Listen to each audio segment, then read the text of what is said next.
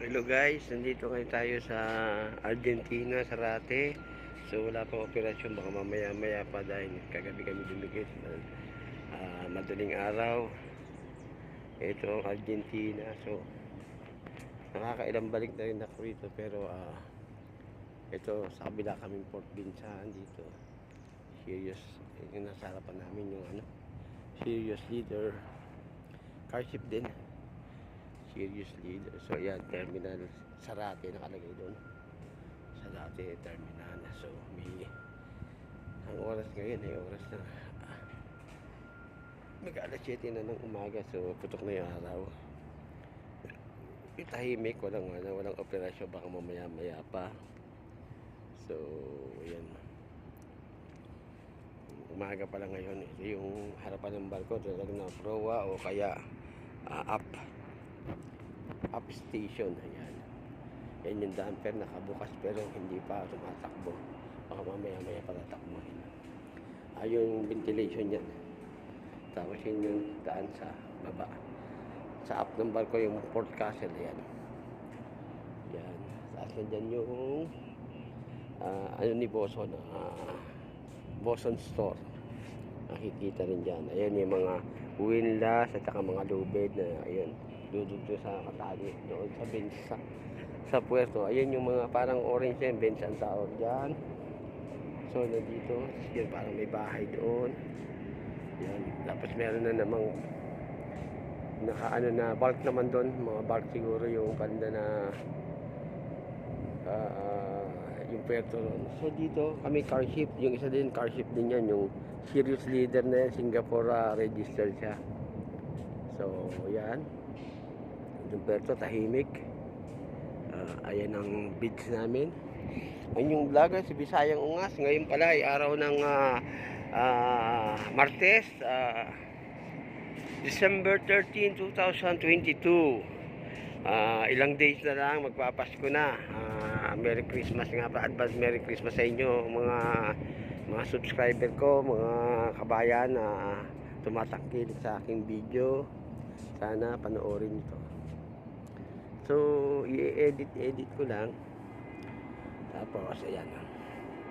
So ito yung parang nag-uumpisa na mag-operasyon sa may bandang harapan ayun, kanina medyo yun. Ayan, nag-ooperasyon na pala doon sa kabila. Ayan, nagiging busy na rin bandang harapan yung serious leader na yun.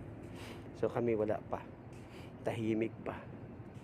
Itong lugar ng Argentina talagang makikita yung nature, naka-preserve yung nila, mga kabundo, mga tree, mga puno. So ganito ang barko pag tahimik nasa puerto. Napakatahimik. Yan. Yung iba nagpapahinga dahil puyat. Yan ang bridge, Baltimore Highway. Ayan. Ito ang barko namin na Baltimore Highway.